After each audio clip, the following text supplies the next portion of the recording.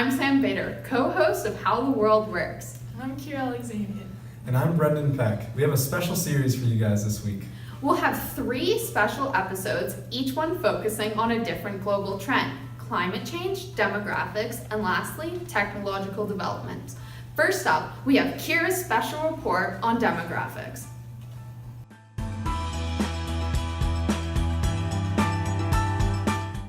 Hi, my name's Kira, and today on episode 1 of How the World Works, demographics are our main focus. With an increasing women's involvement in the workplace, as well as an aging population, global business activities are being affected heavily. Today we'll be focusing on the political factors that affect such demographic altercations, and we will be predicting the ways in which laws and regulations will change as women migrate into the business world and as the population ages.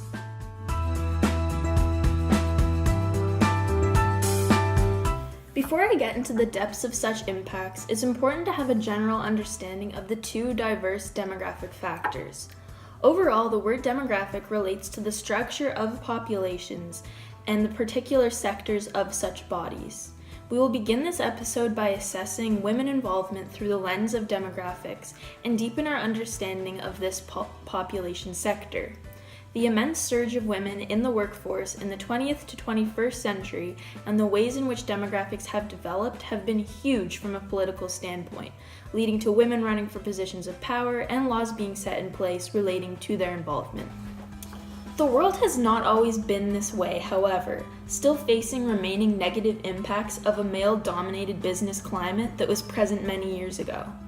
Fly back to the 1950s and you would see virtually every man aged 25 to 54 participating in the labor market and working your basic 9-to-5 job. With complete control over the business world, these men had an iron fist over politics and economics alike. The ways in which countries worked were completely in their power, this being an extremely unjust global function at that.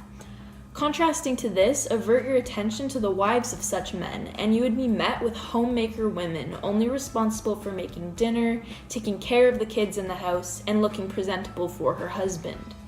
Only 1/4 of these women in the same age sector were involved in the business world, this being either working in the same jobs or simply individuals looking for jobs. While this was an extremely unjust global landscape that women of past generations were forced to abide by, the times of business and working desires for women have altered immensely, mostly for the good. As we travel back to the present day, the changes in the women demographic and their adhering involvement in the workplace has developed hugely. For example, countries such as England, Germany, France, Ireland, and more are finally beginning to embrace women leaders as prime ministers and presidents and have begun to implicate a more gender equality-based approach to politics. This is a global goal that our school DVSS has implicated, meaning the state of equal access to opportunities, including economic and political participation, as well as decision-making regardless of gender.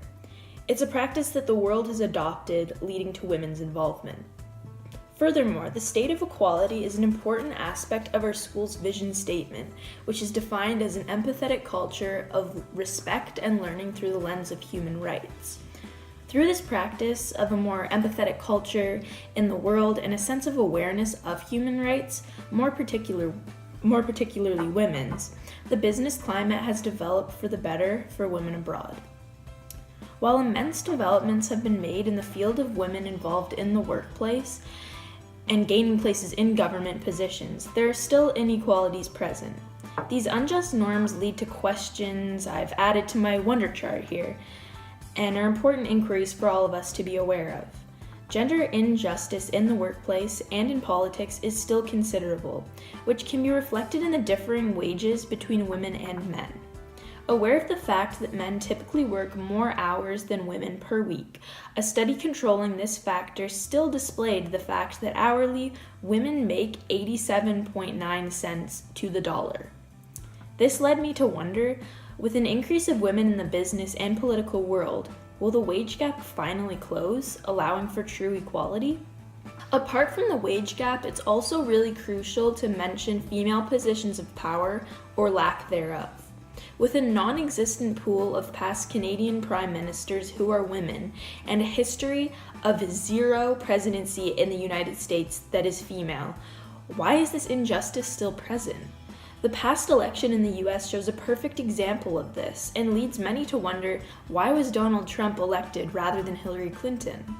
Does this outcome highlight a deep gender inequality? Or does it simply mean that the population of the United States preferred Trump's promises as president to Clinton's, regardless of gender?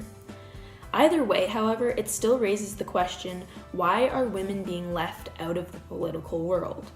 It's a hard question to answer, as there are countless combating factors that could be playing into its outcome and our understanding of such implications. To begin, there's an infinite list of political factors that affect international business methods and operations, such as existing laws and regulations present in companies, new laws being set in place, corruption levels, government stability, and more. Attached to these factors are two main outcomes, depending on the gender of the individual in power of such political changes.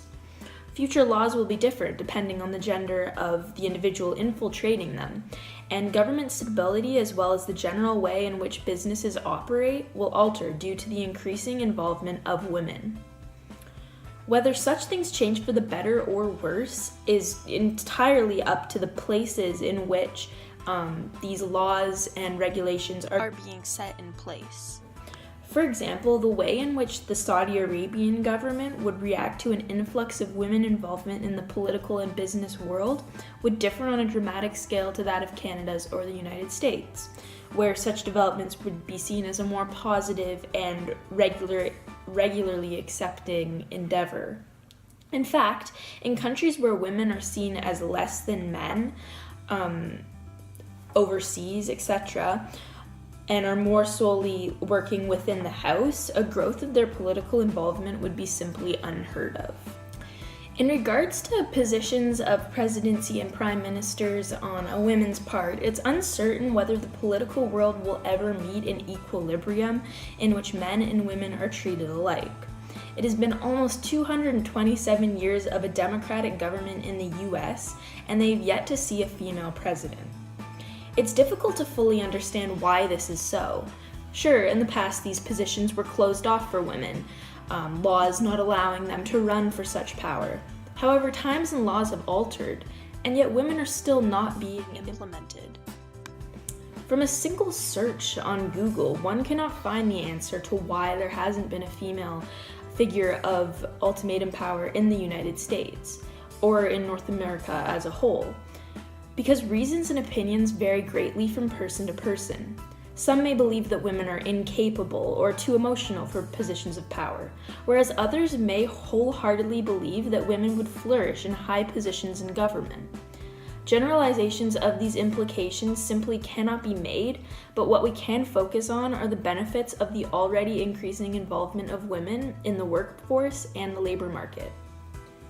It's also important to mention that with women's increased involvement, an influx of new ideas flowing into the workplace, as well as a surge of innovation and technological advancements, are to be expected.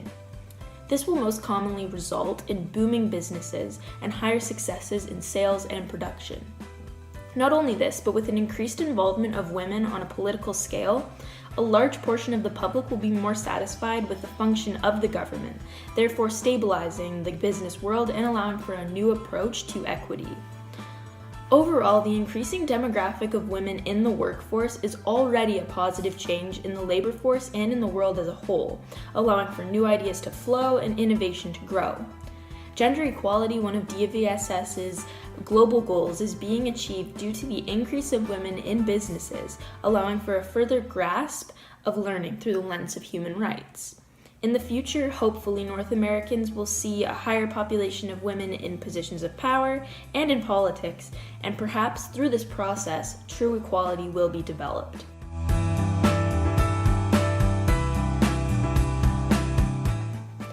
To build on the demographics of the world, it is immensely important to be aware of the aging population that we are facing. Currently in North America, the percentage of people over the age of 60 sits at 8%. This number is expected to rise to 25% as years go by. this pace of growth increasing every year since 2011. With this aging population comes countless disadvantages on both a political scale and on a more broad level. The ways in which an aging population relates to a changing political world are plentiful, and for the most part, factors with negative connotations.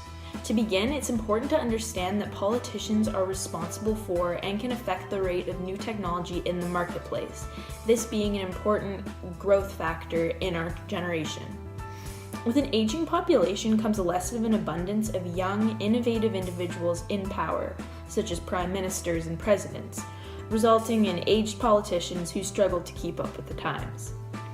Presidents who believe that climate change isn't real, for example, or people in power who think that the dissolving of important business and trade practices will be beneficial, are not the type of people that we want in office. This can lead to issues on both a political scale within the government and throughout entire communities of people who are forced to deal with such changes. Now, we all know for the greater majority of our elderly population that this demographic of people isn't necessarily technologically inclined. With a declining amount of young business people, the amount of new ideas and innovation flowing in organizations and boardrooms alike will experience a decline, leading to an inevitable fall in the labor market. Not only this, but politicians also influence the acceptance of new technologies, and with the decline of such innovation on a global scale, the integration of new science could experience a lull, which proves as extremely negative for the business world. In addition to the direct effects of an aging population and its impacts on politicians and technological changes, there's also the indirect effects which are important to name. Studies have shown that when asked of their top priorities in terms of government spending, the elderly chose pensions and healthcare most commonly. This makes sense, older people, they need healthcare because their health issues are also more highly concentrated, and pensions are important because people above the age of 65 are going to want to start to retire. On the other hand, though, education, assisting the poor, and protecting the environment weren't common for this demographic to report on. This was more significant in the younger population and what they wanted out of government spending. This can be expected because an aging population would benefit on a grander scale with the implementation of pensions and a better functioning healthcare system, and less so with education and spending regarding climate change. This doesn't necessarily prove as a bad thing, as all of these factors are of equal importance to government spending as a whole.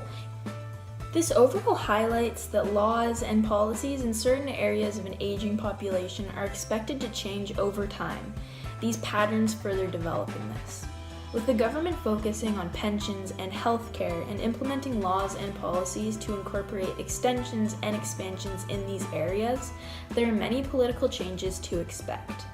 To me, if one conclusion can be made from these different requests on government and political reforms, it is that those in power must take every demographic's opinions into account and work towards good health and well-being, which is another global goal that I felt demographics as a whole relates to.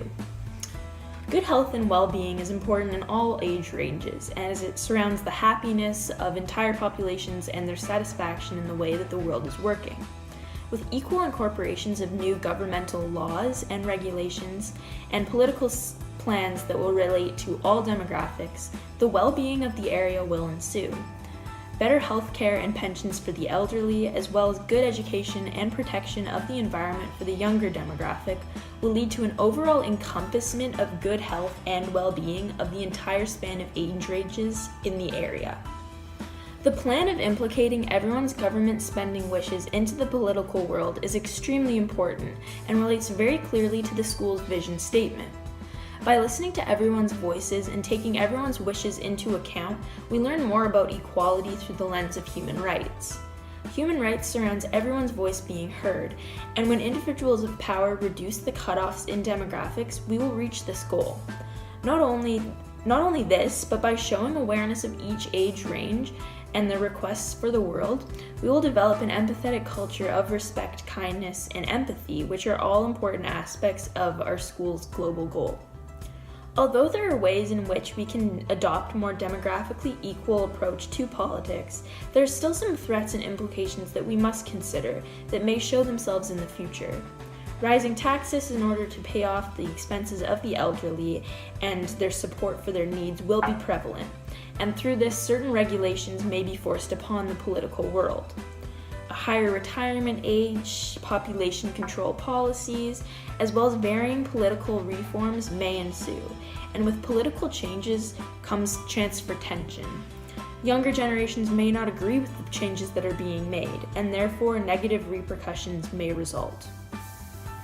Overall, however, an aging population, it can mean positive and negative things, as any demographic can. Alright, thank you everyone for watching this episode of How the World Works. Now I'm going to hand it over to my co-host Samantha Bader and her piece on technological development.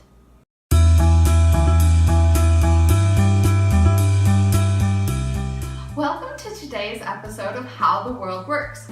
I'm today's host, Sam Bader. Today we're focusing on one of 6 global trends that will be taking over international business in the years to come. Today's trend is technological development. Technological development is divided into 2 sections, open innovation and digital convergence. There is a lot of overlap between these 2 things, but each has their own similarities and differences, which is outlined in this Venn diagram. As you can clearly see, this trend will have a large impact on how business is done worldwide, as well as how businesses operate. To get a better understanding of what each of these individual parts of technological development is, let's break down exactly how this trend is already beginning to influence businesses. Digital convergence is having a Darwinian effect on businesses, in which now, more than ever so before, only the strong businesses are surviving. This is because digital convergence is the merging of many industries or companies into one. There's so much overlap between what products are these days, and a clear example of this is your phone. Your phone is no longer not just a telephone, it's also your email, your social media, in many cases it's your wallet, and it's connected to everything else in your life. So it is impossible these days for a business to only be one thing. So smaller, independently run businesses are having a harder time in the economic climate surviving with this effect happening. Open innovation, however, has ushered in what many are calling the golden age for consumers. Companies now rely on consumers to direct their product. Consumers have the ability to tweet, post, or text companies directly, and companies can look at this feedback to determine what direction they want to take their product in. It gives the consumer incredible power, one that we've really never seen before, and it allows companies to outsource much of their research and development to the actual people who they're selling to. Consumers are beginning to do most of the heavy lifting for companies. Technological developments also relate very strongly to economic business factors. A clear example of this is supply and demand. Now, with the global marketplace being what it is and everything being so interconnected thanks to the increase in technology, the market for products is much wider than it ever was. It's skyrocketed. The number of consumers that companies have available at their fingertips is growing rapidly. A woman in Indonesia can now order something from Amazon. Amazon can know the person who's building this product in Canada. The product shipped from Canada through Amazon to Indonesia. The global marketplace is making it easier for companies to go international. From a Canadian perspective, this is hugely beneficial. Canada's economy relies entirely on free trade, and technology makes the movement of goods that much easier. Canada will be exporting more goods and services in the coming years as a result. This is a bit overwhelming, so it's likely raising some questions. Using a cue chart can help organize some of these questions. From the above chart, 2 questions really jump out at me.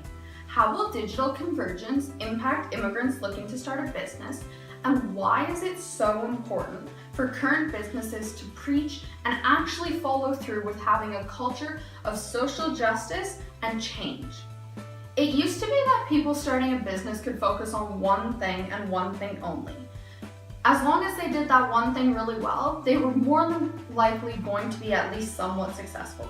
This is no longer the case, and the emergence of digital convergence could cause a shift in which small startup businesses have to merge together in order to get somewhere in the business landscape. This creates a unique series of challenges for individuals looking to start a business, both right now in 2017 and in the years coming in the future. In reference to the second question, the spread of information is now faster than ever before. Careers and companies can be destroyed in seconds. If a company gains a reputation as a business that supports sexism, Fox News, racism, again, Fox News, and homophobia, Fox News is 3 for 3, folks. Consumers now have the ability to be aware of this. Companies no longer have a place to hide, so it is important that they are aligned with the correct values for humanity. In short, try your hardest not to be like Fox News. The advance in technological developments will also affect the geographic factors that influence how businesses operate. An example of geographic factor that will become less important is location. Businesses used to have to build where their employees and consumers were going to be.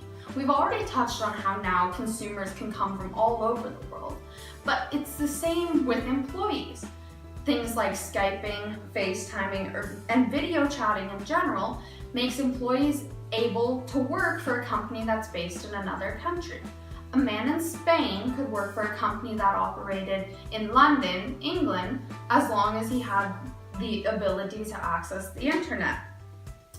I have a personal example of this. When I was in Switzerland, my friend's father, who lived in Switzerland obviously, worked for an IT company that was based in Arizona. So even though he only had his home office, he was doing everything for a company that was based in the United States. It makes the talent pool of employees that companies have to choose from much wider, so this will also benefit companies. As a society and as businesses, we are always striving to improve the future for everyone. This is taken into account with the 17 UN global goals that companies are trying to help meet. One of the global goals is decent work and economic growth. That's global goal number 8. And technological development has been proven to be a boost to that goal. The World Economic Forum has done studies that show that when a company cuts corners on technology, their profits take a significant hit. Technology cannot be underrated when running a business, as if global technology was thought about as a country, they would have the 3rd largest GDP in the entire world. It is also understood that there is a correlation between the world economy and tech. The world crash in 2017 may have been influenced by the cuts in technological intensity. In 2008-2009, technological intensity sharply decreased from the previous years, and that went almost hand in hand with a sharp decrease in gross margins worldwide. Overall, the economy is healthier, and grows more when technology is at its peak. Reduced inequalities is another global goal that can be achieved by increased technological development, as the widespread use of technology means that all citizens have access to information. This map illustrates what countries have internet. As you can see, even the poorest regions of the world have anywhere from 25% to 50% access to internet. That means that the days of poverty-stricken voices not being heard are gone. Consumers in these areas can finally make their voices heard, and all of this will help reduce the inequalities that they suffer. Finally, here at DVSS, we have our own vision statement which reads as follows: an empathetic culture of respect and learning through the lens of human rights. I would say that DVSS follows this statement. Technology and human rights are linked together. Technology has made it easier for impoverished people to let the world be aware of their plight. A recent example of this is the number of Rohingya Muslims fleeing Myanmar who posted on Facebook about the atrocities that were being committed.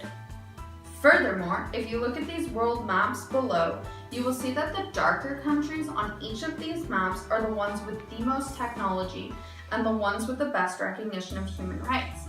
There's an overlap between the darker countries on each of these maps. Also, in 2016, Microsoft partnered with the UN Human Rights Council, a council that was instrumental in developing the UN global goals. Microsoft is giving $5 million USD to support the council. According to Microsoft, quote, "A particular area of focus for the partnership will be the development and use of advanced technology designed to better predict, analyze, and respond to critical human rights situations, which currently appear to not only be proliferating in many parts of the world, including areas previously viewed as stable, but also growing in complexity." The president of Microsoft, Brad Smith, said, "As a global company that sees the problems of the world, we believe we have a responsibility to help solve them. This is the right stance for a tech company to have, and more companies should adopt this type of philanthropy." Finally, we need to think about how the above information will impact all of us in the coming years. As consumers, these developments do nothing but benefit us. We have more to say in the products that we are getting, and we have the ability to pressure companies and to change company policies. For example, according to a 2017 report by Forbes, 73% of millennials want to buy sustainable brands. We are causing a shift in the business landscape, and our power should not be underestimated. For high school students, technology is the future. Students should learn how to code and develop software, as it is now apparent that software is going to be the universal language in years to come. Society is changing at a rapid pace, and when society changes, business changes with it. We need to be adept with technology to be effective employees for companies. Luckily, we have the advantage of being a young, adaptable generation with the ability to learn all of these things, as well as having the advantage of having easily accessible technology. Everything is interconnected, and technology makes these connections clear. Hopefully, this report enlightens you to the impacts and reach of technological development. For How the World Works, I'm Sam Bader. See you next week.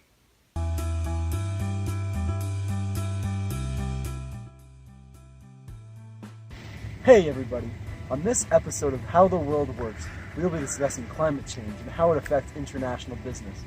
We'll also talk about how this relates to geographical factors, the Dundas Valley Vision, and the global goal, climate change. So, we need to figure out what climate change is and how it affects international business. Climate change, by definition, is a change in global or regional climate patterns. In particular, a change apparent from the mid to late 20th century onwards, and attributed largely to the increased levels of atmospheric carbon dioxide produced by the use of fossil fuels. However, the type of climate change we are talking about is not the same. The type of climate change we are talking about refers to the changes that society wants due to climate change and how businesses react to it.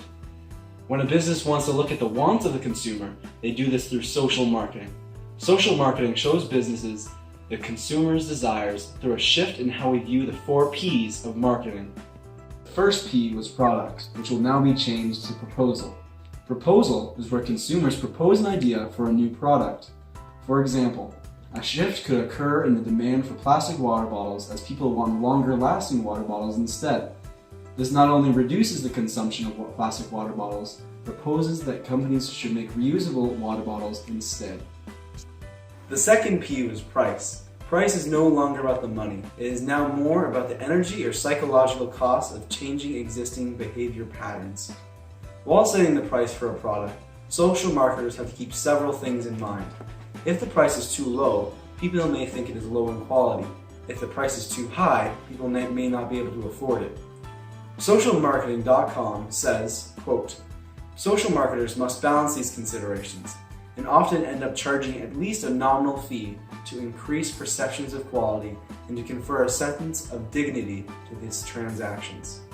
P was place. Place is no longer about location and distribution. It is about investigating more socially beneficial alternatives. The definition is very vague, and socialmarketing.com sums it up very well. Quote, place describes the way that the product reaches the consumer. For a tangible product, this refers to the distribution system, including the warehouse, trucks, sales force, retail outlets where it is sold, or places where it is given out for free. For an intangible object, place is less clear-cut, but it refers to the decisions about the channels through which consumers are reached with the information or training. Another element of place is deciding how to ensure accessibility of the offering and quality of the service delivery. Close quote. It is important for a business to consider place as they can look at the satisfaction of the customer on their current delivery system and make it so that it is best for the consumers. The fourth P is promotion. Promotion is no longer about selling, but about comprehensive social communication. People are starting to want to know the truth about the product they are going to buy. For example, in a commercial for drugs, they say all the side effects associated with the drug as well. This reduces consumption since people know that there are now side effects associated with these drugs.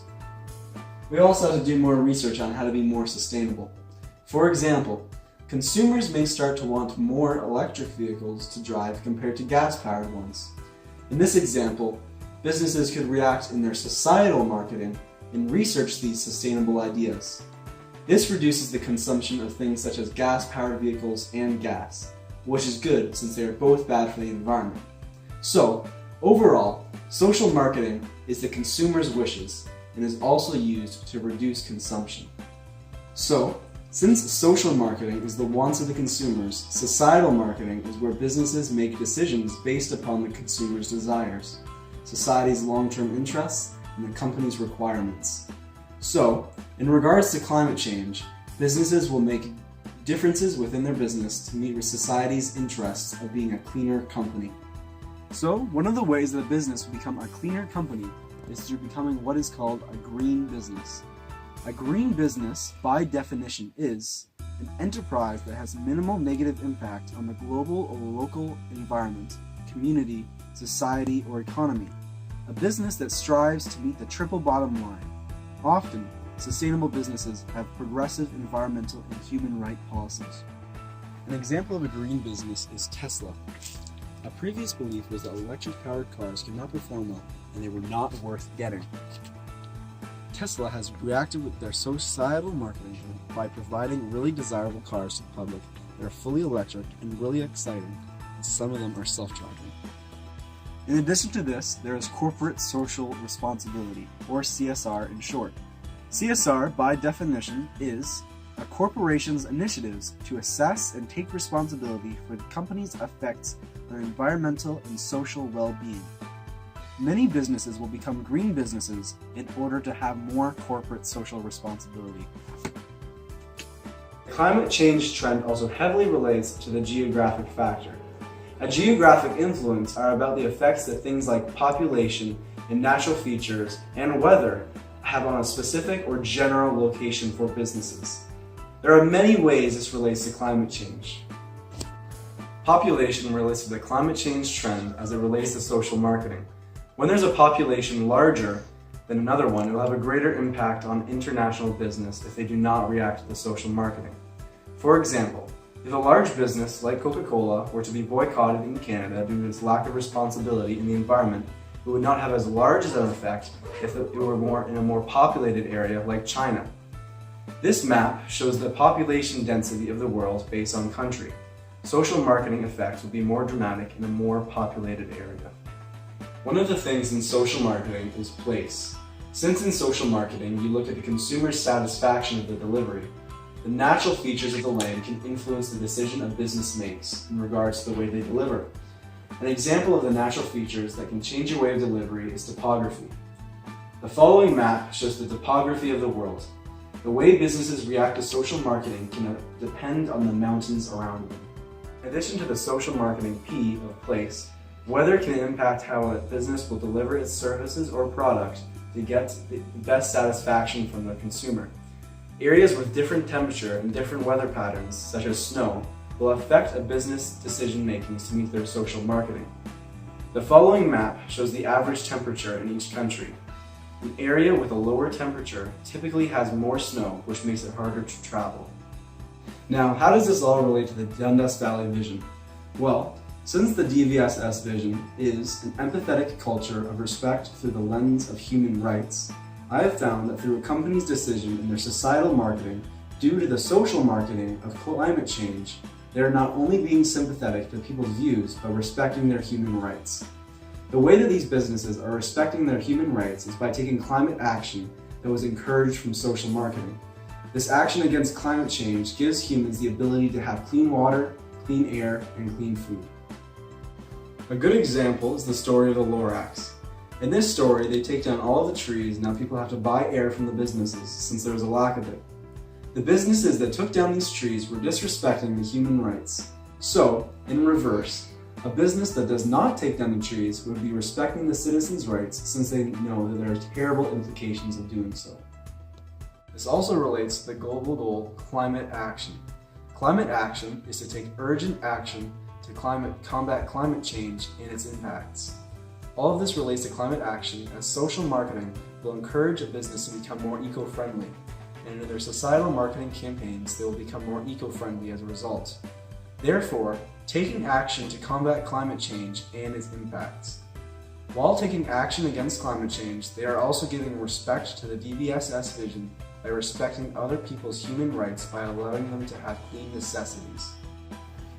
So, what are some examples of a business that has used climate action in their societal marketing initiatives? Well, an example is the golf course that I work at. During my job, everything has to be sorted perfectly for recycling. This means that cans, paper, plastic, glass, compost, and garbage all have to be separated to ensure that we are recycling the most that we possibly can. In response, the media has shown how much that we recycle and has benefited the company since it has shown consumers that we are taking climate action. So now, in conclusion, we are going to use a wonder card. So what do you know? We know that social marketing is what society wants, and societal marketing is the decision a business makes. We also know that if companies do not respond to social marketing, consumers will vote with their wallets. We also know that climate action is where businesses take action against climate change. And we also know that giving empathy to the environment is giving empathy to the rights of human beings. So what do we see? We see companies reacting to social marketing by making more efficient vehicles or even electric-powered vehicles. For example, Tesla is making really nice electric vehicles now. We also see companies who do not respond to consumer demands will fail or see their profits decrease. We also see that the world is getting worse and climate change is occurring. People are starting to push for more eco-friendly alternatives to do their part. So what do you think? I think that businesses should push for climate action by giving more renewable products and services. This would support our human rights and most likely increase their profits as well. If they do not, geographic factors like population will come into play and consumers will vote with their wallets. Personally, I have been in a self-driving, fully electric Tesla, and I can say that they are extremely nice. Companies should push for more eco-friendly options that consumers can use to help out the environment and protect our rights to clean necessities. So what do you wonder? I wonder, how far will we go in order to achieve a healthy Earth? I also wonder how this will affect business profits. I also wonder, when will there be a day where green energy, so things like solar panels, are not as expensive to make and make more energy compared to fossil-fueled energy? So now ask yourself, what do you wonder? What do you think will happen? Until next time, I am Brendan Peck, and I approve this message. That concludes this week's look at the future of business. These trends will be dictating how companies operate in the coming years, and so young entrepreneurs need to be aware of what these trends are. Be sure to tune in next week when we take a look at the current state of politics. Thanks for watching How the World Works.